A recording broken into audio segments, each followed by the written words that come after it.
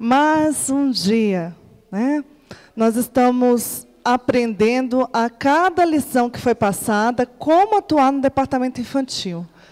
Tivemos, na quinta-feira, a preparação psicológica e as fases da criança.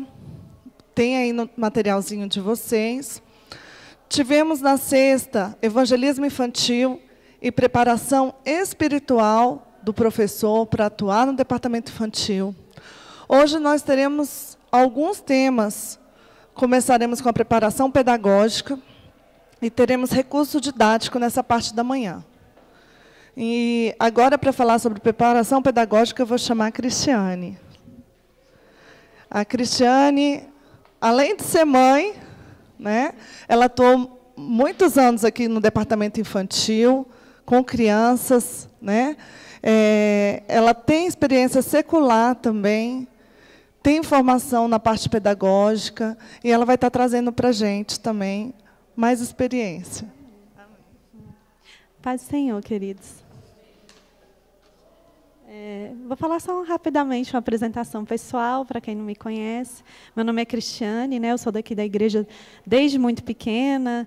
Cheguei aqui mais ou menos aos 5, 6 anos de idade.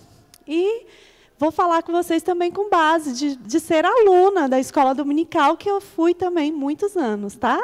Inclusive, minha professora Ritinha está aqui, viu? E tenho relatos, experiências, né, de lembrar das aulas da professora Ritinha, né, que foram maravilhosas e que me edificaram muito. Da irmã Eunice também, que não está aqui no momento, mas são figuras assim que são sempre lembradas lá na minha infância, viu? Então, vou falar com vocês como ex-aluna, né, de criancinha, lá que eu me lembro de muitas coisas. Vou falar também como professora, eu sou professora fora da escola, né? Atualmente não estou no departamento infantil, mas agora eu ando ministrando aula. Comecei dando aulas para adultos, para adolescentes, para jovens, e agora eu estou ministrando aula para crianças de 10 anos, 10, 11, 12 anos, né?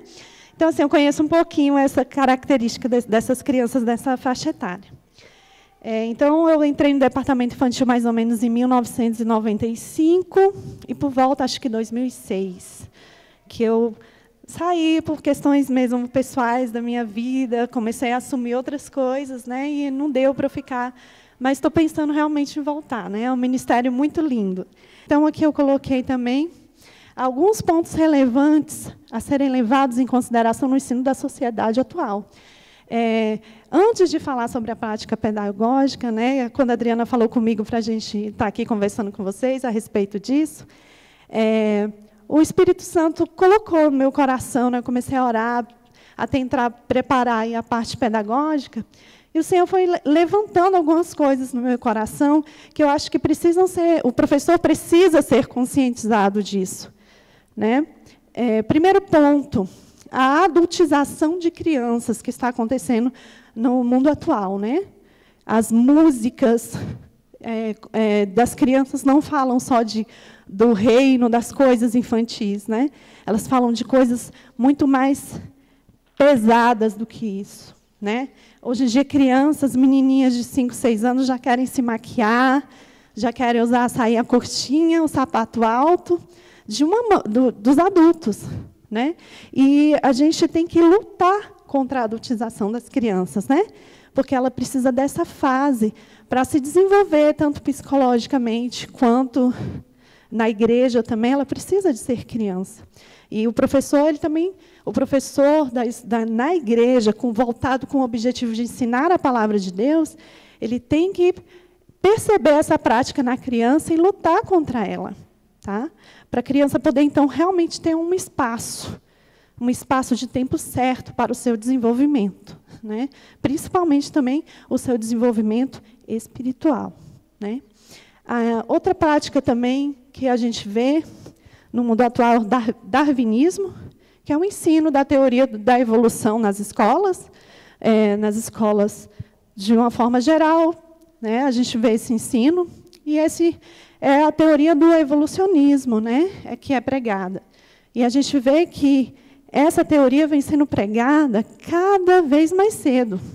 Agora, as crianças estão recebendo esse tipo de orientação, eu só vi isso no ensino médio. Algum professor falando sobre darwinismo, né? Agora as crianças estão recebendo esse tipo de orientação sobre a teoria da evolução, né, que vai contra o criacionismo, que nós cremos lá, que está no livro de Gênesis, né, no primeiro capítulo de Gênesis. As crianças, a partir de 10, 11, 12 anos, que entram na quinta série, ou sexto ano, né, eles já estão tendo conhecimento do darwinismo.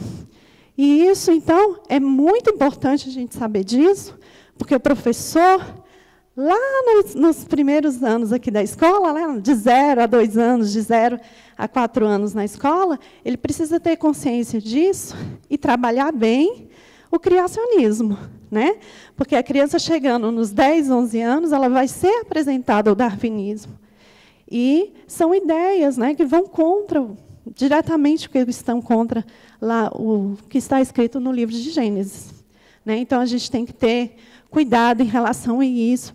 E chamo também a atenção aos professores que trabalham com as crianças nessa idade, né, para voltarem um pouco, porque a teoria do criacionista é bastante vista pelos pequenos, né? Mas aí passam 5 anos, ele não vê mais, ninguém mais fala sobre isso com ele, e aí ele vai ser apresentado uma nova teoria. Então, ele precisa ter base bíblica para ele ouvir aquela teoria, fazer uma prova sobre aquela teoria, mas ele se posicionar, né, em que ele vai acreditar, se é no criacionismo, se é na teoria da evolução, né? Então, vamos ficar atento a isso é muito importante. Tá? Outro tópico aqui é a devida valorização da criança na igreja, que a gente, então, vê essa consideração, isso sendo colocado em prática, né, agora, nos últimos anos, nas igrejas, de uma forma geral, né? Essa valorização da criança. Porque, realmente, irmãos, uma criança, eu não vou dizer que até os 12 anos, mas uma criança de 0 a 5 anos, ela não vai entender muito a pregação que é feita por um pastor. Por que ela não vai entender? Porque aquilo não está direcionado para ela. E até mesmo porque, na prática pedagógica, a gente vê a importância da linguagem ser adequada a essa criança, né? Ela tem muitos vocabulários ali que ela não conhece na pregação. Tem muito vocabulário da Bíblia que ela não vai entender. Daí a importância, a sua importância, né? Como o seu trabalho é realmente importante, de adequar essa linguagem para as crianças, a linguagem bíblica, para que ela possa entender a Bíblia e conhecer a palavra de Deus, né? Então, isso é um papel muito importante, muito relevante. Ok, gente, aí a prática pedagógica na igreja, né? Muitos autores, pelo que eu andei olhando aí, muitos autores criticam um pouco a demanda educacional na igreja em relação à formação de professores. Porque eles falam assim que a formação dos professores na igreja, ela não é regular, ela não acontece sempre, né? Mas só que há um outro ponto aí também que a gente precisa olhar, né? Que a docência, dar aula na igreja, é diferente de dar aula fora da igreja, né? Claro, lá você precisa passar lá 3, 4 anos numa licenciatura, tem que defender uma dissertação no final do curso, mas aqui não. Aqui a gente não precisa disso. Por quê? Porque aqui nós estamos tratando de algo que é a palavra de Deus. A gente quer levar a Deus para as crianças. A gente quer fazer Deus conhecido para as crianças. Então, assim, a gente não precisa de ter formação pedagógica para poder ser professor na igreja. Mas, por outro lado, eu também sei que eu não preciso ter formações pedagógicas para ser professor na igreja, mas eu também tenho que ter consciência que eu preciso me adequar a essas crianças, né? Porque o meu objetivo maior ao ser professor na igreja é trabalhar na obra do Senhor e também fazer o Senhor conhecido para essas crianças, né? Então, não preciso ter necessariamente uma formação em pedagogia, mas eu também tenho que ter consciência que, para me adequar a essas crianças, eu preciso realmente estar num curso como esse aqui, promovido aqui, né, pelo departamento infantil. Eu preciso conhecer um pouquinho mais da psicologia da criança, saber o que ela acha, o que ela pensa, saber o que ela acha mais interessante, para tornar as minhas aulas também mais interessantes, né? Então, assim, a gente também não pode, por causa disso, que realmente só o amor, a disposição que você tem de vir dar aulas para as crianças, já é algo muito valoroso diante do Senhor. Mas se você se conformar só com isso, você não vai atingir o seu objetivo, ok? Então, você realmente precisa dessa formação. E essa formação, então, vai ser disponibilizada de acordo com a necessidade de cada igreja. Né? E de acordo também com as possibilidades de ser ofertada. Né? Então, aquele professor que vem e assiste e busca, ele vai se sair melhor no desempenho dessa função na obra de Deus. É como se fosse um pastor. Um pastor que, quanto mais ele estuda a Bíblia, mais ele vai pastorear melhor a sua igreja. Quanto menos ele estuda a Bíblia, mais erros ele vai cometer. Né? E, claro, nós somos humanos, somos falhos, a gente pode cometer erro na hora de preparar uma aula. Às vezes, a gente queria que a criança compreendesse aquela história, mas aí a gente não usou o material adequado e ela não levou todos os conceitos que eram necessários. Né? Isso pode acontecer, mas a gente tem que estar sempre revisando a nossa prática para não cairmos nos mesmos erros. Né? Aí também tem um outro ponto, que é o resultado dessa demanda, né, da formação dos professores. Que também o que acontece? Muitas vezes o professor ele reproduz a história para a criança, a história da Bíblia, só que as crianças saem sabendo tudo de história da Bíblia, só que elas não sabem relacionar o que elas aprenderam naquela história com a vida cotidiana. E aí isso é papel do professor, fazer essa ponte de ligação entre a história e entre o que a criança também precisa aprender e aplicar na sua vida. Porque essas bases, esses conhecimentos vão guiá-lo para toda a sua vida. Né? Vão guiar essa criança para toda a sua vida. Vão estar guardadas no seu coração. Porque enquanto você está contando a história, falando ali da história, mostrando as figuras, etc., quem está trabalhando naquele coração é o Espírito Santo de Deus. Então, quanto melhor você fizer, melhor vai ser o trabalho do Espírito Santo naquela vida. Né? O Espírito que vai convencendo. Quando você chega para a criança e fala, olha, pecado é tudo aquilo que te afasta de Deus. Pecado é aquilo que Deus não gosta que você faça.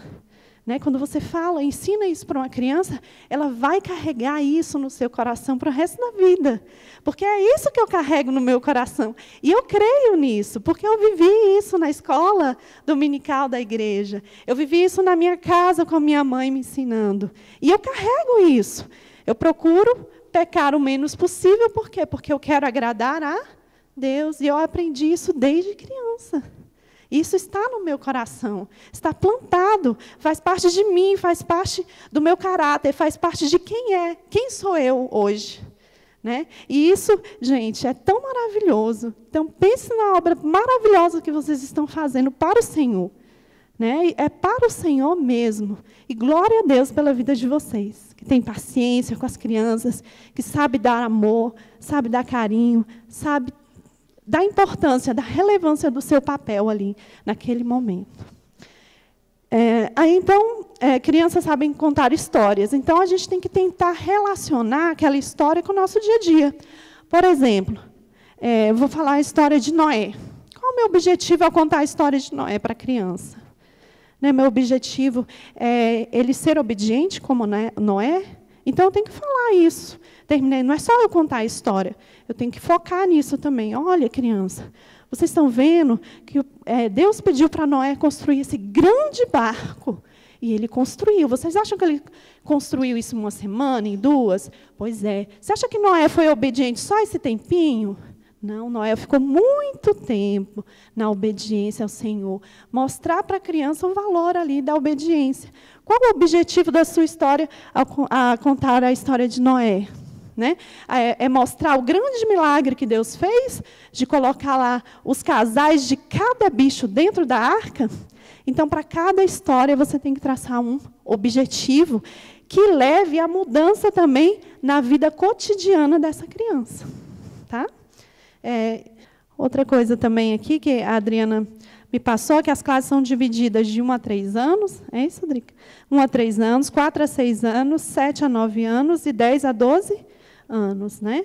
Então, para cada classe dessas, pessoal, há uma maneira necessária de proceder. É por isso que as crianças não estão todas juntas. Na minha época, lá, quando eu era criança, a gente era tudo junto. Era o pequenininho lá de 1 ano, até a criança de 12 anos, todo mundo junto. E eu vou ser sincera com vocês. Eu não entendia tudo das histórias quando eu comecei. Deveria ter uns 6 anos quando eu cheguei aqui na igreja.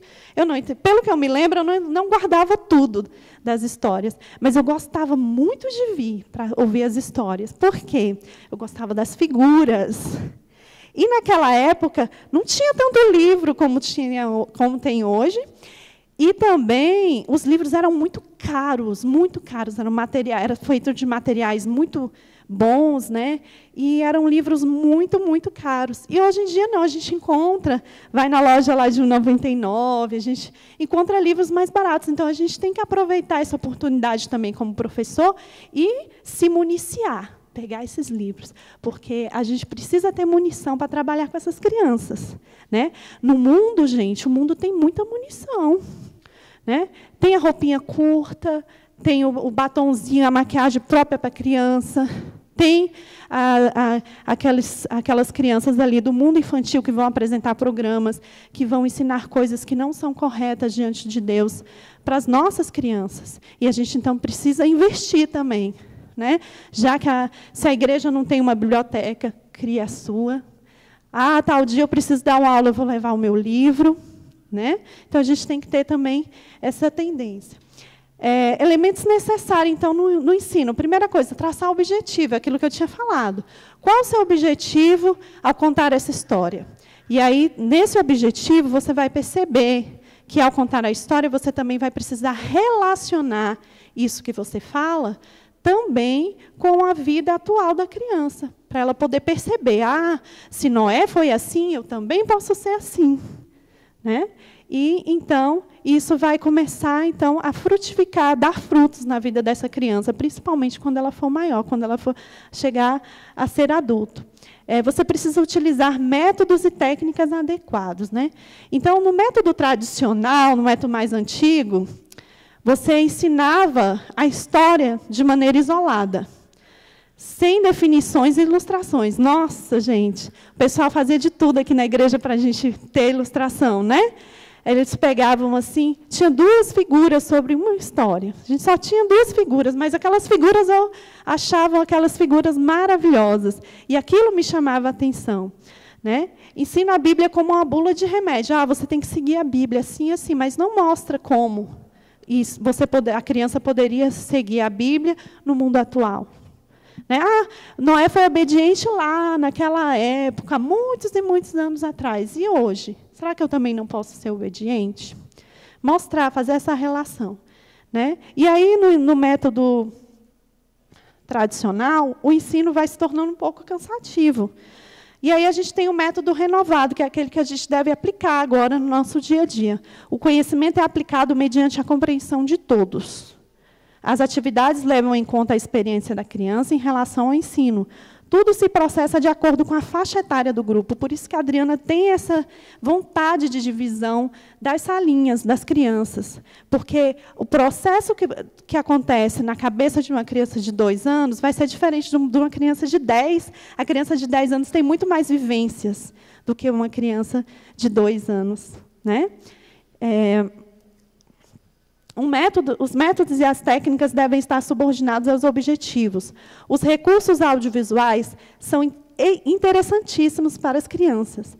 Então, eu me lembro bem, né, vou contar uma experiência pessoal de quando eu tinha mais ou menos uns 9 anos. E eu vim para a escola dominical e juntaram as classes, né, das crianças de 9 com as crianças menorzinhas. E eu lembro que foi até a Ritinha que contou essa historinha.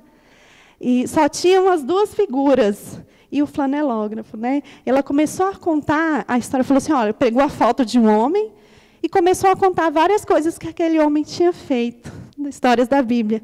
E aí ela falou, no final da história, eu quero que vocês me falem, quem é esse homem? E esse homem era Jesus, ela foi contando, né? E ali foi muito interessante que a gente ficava reparando a figura e ela falando. E ela falando e a gente reparando a figura, né? E aí a gente percebeu que era Jesus. Então, os recursos audiovisuais são muito importantes para as crianças. Muitas vezes ela vai para a sua sala só para ver a figura, só para ver o livro, que às vezes na casa dela não tem, aí ela quer mexer naquele livro. Ela vai para ver o flanelógrafo. Ué, como é que essa figura está aqui, né? Que a gente estava comentando aqui mais cedo, né? Ela vai para observar como foi que você pintou aquele desenho, como foi que você confeccionou aquele material. Ela quer pegar. Eu me lembro que eu dava as aulas e eu tinha comprado uns livrozinhos, né? E no final da aula sempre tinha alguns alunos que falavam: tia, eu posso olhar seu livro? Eu falei: pode olhar à vontade. Passava para eles verem. Né? Então, esse recurso audiovisual hoje, ele é muito importante. O recurso audiovisual é aquele que vai envolver a fala e as figuras. Então, você torna um método audiovisual quando você pega um livro e vai explicando esse livro. Né? O material didático deve ser adequado ao público-alvo. Né? Então, essa é outra coisa também que eu ia falar. Por exemplo, uma criança de 1 ano, 2 anos. Esse aqui é o livrinho do meu filho, eu tenho um filho de 2 anos. Esse aqui é o primeiro livrinho dele que eu passava para ele, contando a história do Noé, mostrando o sol, os bichinhos para ele. Olha só como ficou. Isso aqui se chama livro de banho, mas, na verdade, eu não usava só no banho, né? Eu usava sempre, porque ele podia pegar, ele não rasgava. Olha como ficou o livrinho dele do banho. Está todo marcado de água, vocês estão vendo? De tanto que ele usou esse aqui sobre o nascimento de Jesus. Sobre a estrela, ele via a estrela, via o bebê, via o neném. Então, ele se interessava muito por essas figuras, né? Na hora do banho.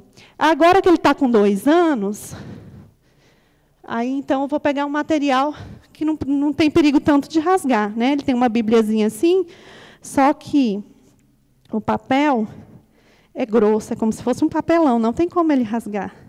Então, essa aqui é a mais adequada para ele. Já uma criança de 7 anos, 6 anos, ela sabe manusear.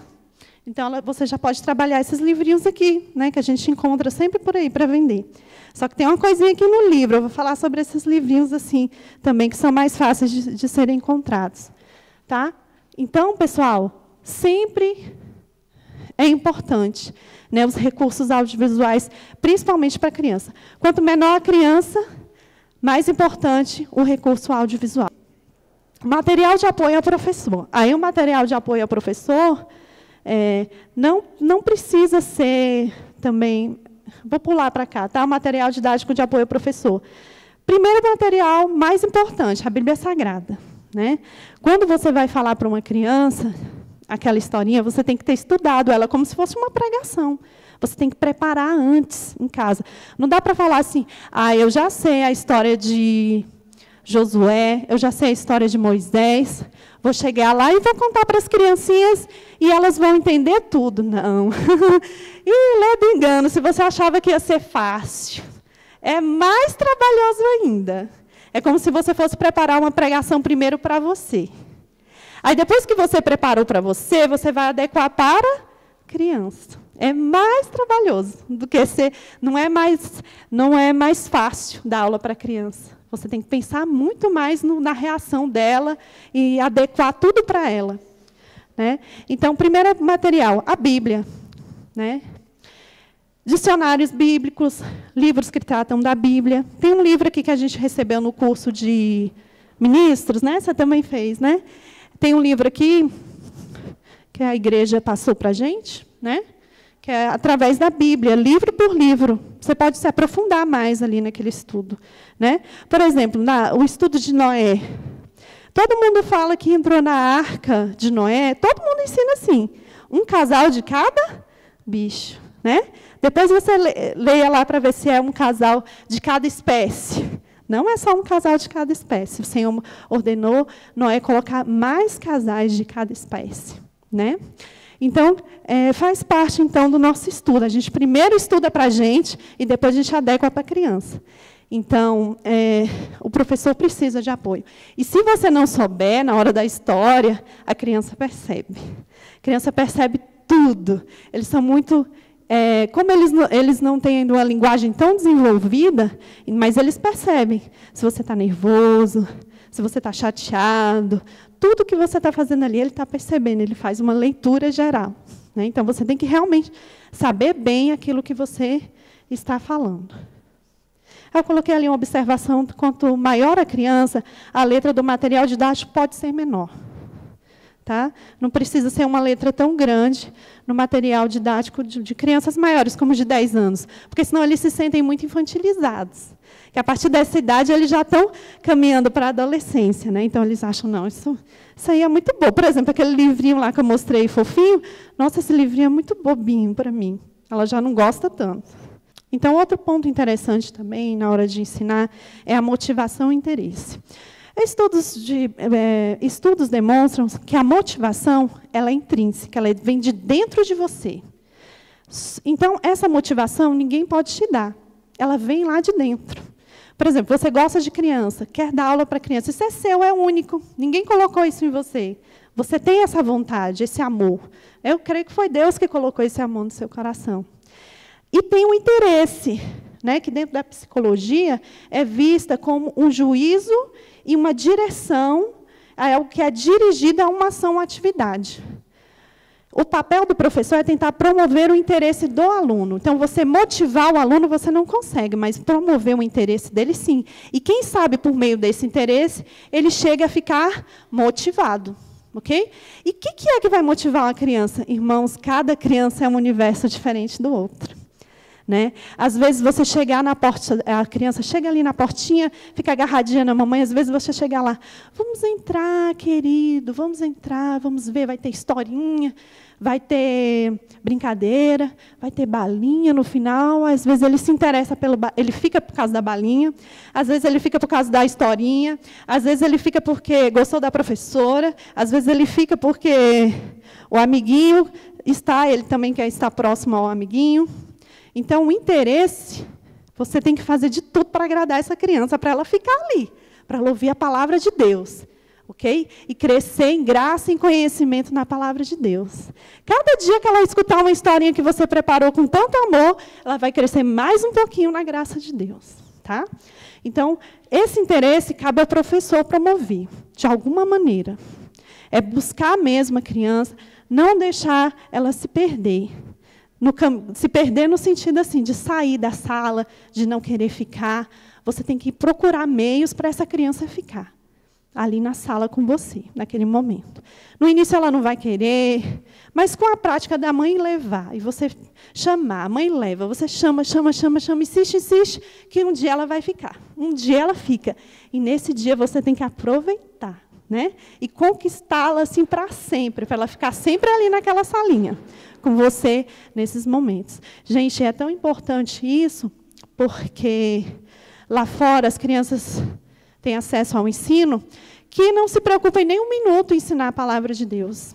E eles ficam ali, no mínimo, 5 dias por semana, no mínimo 4 horas. Isso dá 20 horas. Isso eu estou falando no mínimo do mínimo, né? Porque, na verdade, cada vez mais as crianças ficam mais tempo na escola. Então, se você pegar 5 dias por semana, a maioria fica 6 horas, dá 30 horas por semana só ouvindo coisas, claro, que são importantes para a vida dele, secular, mas nada sobre Deus, nada, nenhuma vírgula. Muito pelo contrário, questionamentos da existência de Deus vão ser ensinados. E essa que você tem, às vezes, 1 hora, no domingo, uma pequena horinha, 50 minutos, para falar de Deus para essa criança. Então, a gente não pode brincar. A gente tem que valorizar esses 50 minutos, essa 1 horinha que ela está ali. E a gente tem que incutir Deus para essas crianças. Falar de Deus, falar da Bíblia, falar de como proceder corretamente diante de Deus, falar sobre o plano da salvação, falar o que é o pecado, que Deus abomina o pecado, mas ama o pecador. Né? Isso é muito importante. A comunicação, pessoal. A comunicação é um processo complexo que alguém se expressa e é entendido. É fundamental para que a criança aprenda. Aí eu vou até pular aqui já algumas partes que eu estava falando, dividir, mas eu acho que não dá tempo para falar tudo. Então, já vou logo para o procedimento de sala de aula, que eu quero focar com vocês na comunicação. Essa comunicação na hora da historinha, eu quero focar com isso. Primeira parte eu coloquei ali. Primeira parte, abertura à oração. Pensando, educando para a vida, qual é o meu objetivo? Eu tenho que deixar bem claro para a criança que eu estou orando e que orar é falar com Deus. E se Deus é seu amigo, se Deus está contigo, você tem que falar com Ele todo dia. No mínimo, todo dia. Se não 3 vezes ao dia, 2 vezes ao dia, mas você tem que falar com Ele todo dia. E você tem que deixar isso bem claro para a criança, que ela vai orar não é só lá na salinha com você, não. Ela vai orar todos os dias. Né? Então, essa abertura, como se do culto ali no momento, né, a aulinha, na verdade, é um culto. A nossa aulinha, o formato dela não é de uma aula da escola secular. O formato dela inicial é de um culto. Né? A gente chama aulinha, mas, na verdade, é um culto. E aí, educando para a vida, você tem que falar que orar é falar com Deus. E ensinar essa criança também a orar. Porque você pensa assim, não, o pai e a mãe ensinam. Irmãos, muitas vezes o pai e a mãe não ensinam. Muitas vezes ele vê o pai e a mãe orando. Outras vezes ele nunca nem vê o pai e a mãe orando. Às vezes a mãe chama para orar. Isso vai depender da educação de cada família. Né? E você tem que, então, acudir principalmente aqueles que o pai e a mãe nunca ensinaram a orar. Você tem que ensinar ele a orar. Né? Segunda parte, a parte do louvor. Educando para a vida, eu tenho que dizer e conscientizar as crianças de que agora é hora de louvar a Deus. Que aquela musiquinha lá não é só para ele balançar, não é só para ele bater palma, não é só para ele extravasar energia, é para ele adorar a Deus. E qual a principal característica do adorador? É a sinceridade no coração. É a vontade de louvar a Deus. Olha, a gente tem que louvar a Deus. Crianças, vamos louvar a Deus. Ó, você está vendo? Deus fez os peixes, Deus fez o céu, Deus fez o mar. Vamos louvar a Deus porque Ele nos deu isso. Né? E assim por diante. Terceira parte, hora da história. É a parte assim, que eu acho mais interessante agora de falar, é sobre a parte da história, né? Que é a parte assim, que mais exige do professor a preparação. Na parte lá dos louvores, gente, é interessante você falar, pelo menos cantar 2 hinos ou mais que tenham relação com a história. No início, você pode chegar e falar, gente, vocês querem cantar qual hino? Eles gostam muito de escolher hinos. É interessante. Aí você pode deixar cantar um hino que ele escolher, mas você tem que preparar um hino que vai introduzir a palavra, que é a historinha. Né? Depois, então, na hora da história, eu tenho que saber a parte mesmo que eu vou ler e devo usar uma linguagem apropriada, né? Uma linguagem apropriada para crianças. Então, o que acontece, gente? Principalmente nesses livrinhos aqui. Eu estou com uma aqui que é justamente sobre a história de Noé. Hoje foi tudo certo para Noé, porque a Vera preparou ali o quadro sobre Noé. Foi você que preparou, Vera? Está tão lindo, né, o quadro. E olha só, às vezes a gente compra esse material mesmo de apoio, né? E é um material interessante, porque os desenhos são interessantes, são bem coloridos, são bem feitos. Algo que a gente não conseguiria fazer na nossa casa mesmo, lá sozinha, a não ser quem tem realmente o dom de desenhar, né, e de pintar. Mas olha só, esse aqui, por exemplo, é um livrinho que fala sobre Noé, o Dilúvio, o título do livrinho. Olha só como ele começa. Os descendentes de Adão e Eva tornaram-se maus aos olhos de Deus. Olha só, dependendo da idade da criança, ela não vai entender nada disso. Os descendentes de Noé. Né? Então, olha só. A primeira parte, então, que eu queria falar é sobre comunicação. A comunicação que deve ser estabelecida com a criança. Existem métodos específicos para facilitar a linguagem. Né? Então, o primeiro deles que a gente tem que se ater ao vocabulário, ou seja, as palavras. Explicar. Então, ao invés de ler o livrinho para ele, eu não vou ler o livro. Eu vou aproveitar as figuras. Mas o que está escrito aqui, eu não vou ler para ele. Eu vou explicar o que está escrito, eu vou explicar a figura. O que é descendente? Pessoas que são da sua família e nascem depois de você. No contexto bíblico aqui, o que é maldade? Aí você vê pelo contexto, olha, as pessoas eram maus, elas não adoravam a Deus, elas castigavam, maltratavam seus irmãos. Isso que é a maldade lá no contexto. né, de Noé. Então, a gente tem que observar essa parte da linguagem, gente. Uma criança, mais ou menos de 5 anos de idade, ela já é capaz de se expressar perfeitamente, ou menos do que isso. Dizer tudo o que está sentindo. Só essa maneira da gente falar é algo tão... A comunicação é algo mentalmente complexo. Nós podemos estar aqui agora falando de algo que aconteceu há 1000 anos atrás, há 2000 anos atrás. Eu não estou vendo o que aconteceu, mas eu estou narrando o que aconteceu. Né? Então, a linguagem é algo muito complexo, mas uma criança de menos de 5 anos de idade, ela já é capaz de falar sobre tudo, sobre o passado que ela não viu, sobre o que ela espera do futuro que ela ainda não viu, sobre o passado que ela já viu. Né? Então, isso é algo complexo, a nossa linguagem. E, então, por isso que a gente tem que adequar o máximo a linguagem à criança. Aí eu coloquei aqui também outro exemplo também. Às vezes, nos próprios textos bíblicos, aí já é para os maiorzinhos, né, de 7 anos adiante, você vê referências, você está ensinando, e você vê referências que são de outros livros da Bíblia. Por exemplo, Jesus... em Mateus 4,10 diz, vai-te, Satanás, porque está escrito, ao Senhor teu Deus adorarás, e só a Ele servirás. Quando os professores me davam aula disso aí, eu ficava, gente, onde será que está escrito esse outro negócio aí? Hein? Eu queria ver se está escrito mesmo. Outra característica do ensino. Antigamente, a gente ouvia, e falava, o professor falava, e a gente, amém. Hoje em dia, as crianças não são mais assim, não. Você fala e fala, é mesmo, professora? É assim mesmo? Ah, porque lá em casa é assim, é diferente. Ah, onde que está isso aí? Então, essas referências são interessantes você explicar, tá? Porque a criança se questiona. As crianças, hoje em dia, elas são formadas no dia a dia, no meio secular, para serem realmente questionadoras. Não é só aquilo que você fala e ela aceita, não. Por isso que a história tem que ser bem preparada, bem elaborada.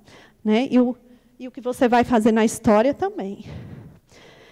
Aí tem aqui, onde que tem essa passagem? Êxodo 24:5. Lá em Êxodo, que Deus fala para não fazer imagem de escultura, não adorar mais ninguém a não ser a Ele.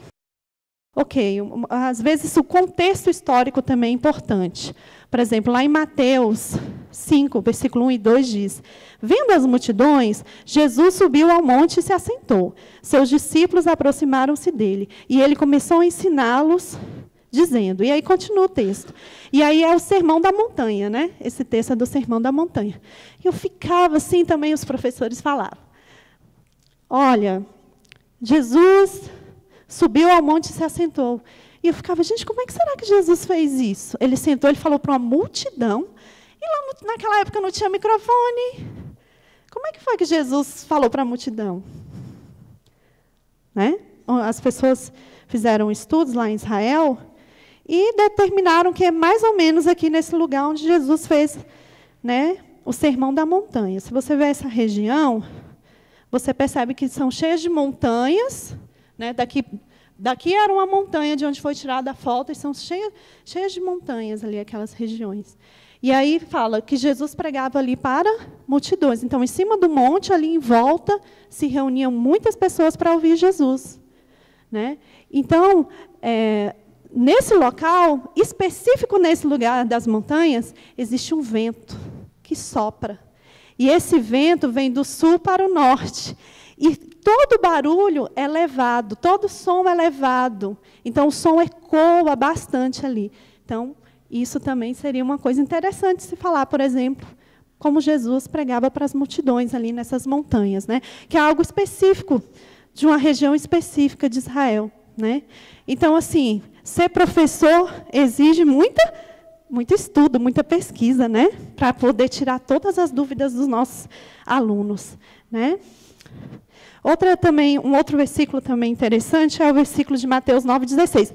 Claro, Mateus, o Novo Testamento, a gente começa a trabalhar mais com as crianças maiores. Porque o Novo Testamento, principalmente nas falas de Jesus, você vê muito o sentido figurado, né, das palavras. E ali, então, as crianças com menos de 5 anos, elas não entendem muito bem o sentido figurado. Até mesmo as crianças de 7 anos, por aí, não estão entendendo muito bem ainda o sentido figurado das palavras. Então, é bom você deixar para trabalhar esse tipo de texto com os maiorzinhos lá, a partir de 8 anos, por aí, ou mais. Né?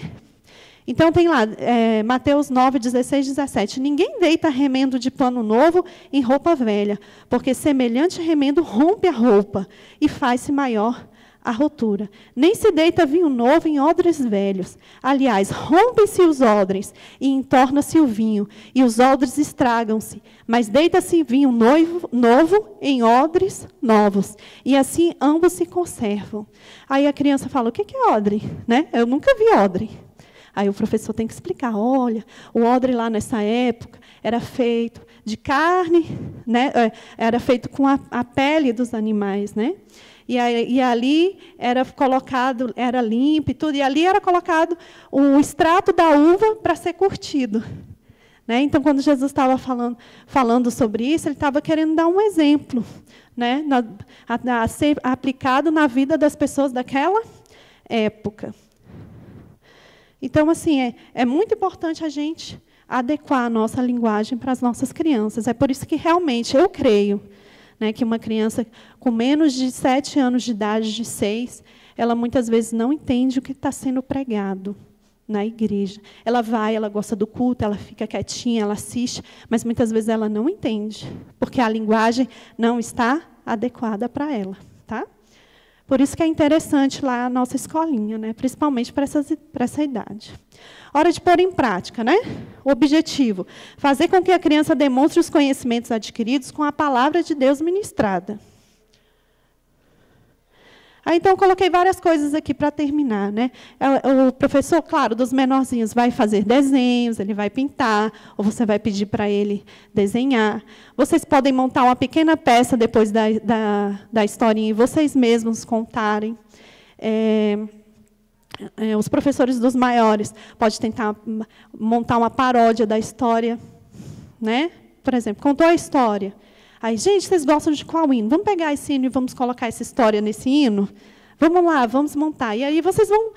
Aquele tempo ali está sendo gasto em conhecimento da palavra de Deus, e aquilo vai ficar gravado no coração daquela criança. Escrever ou falar o que achou de relevante na história.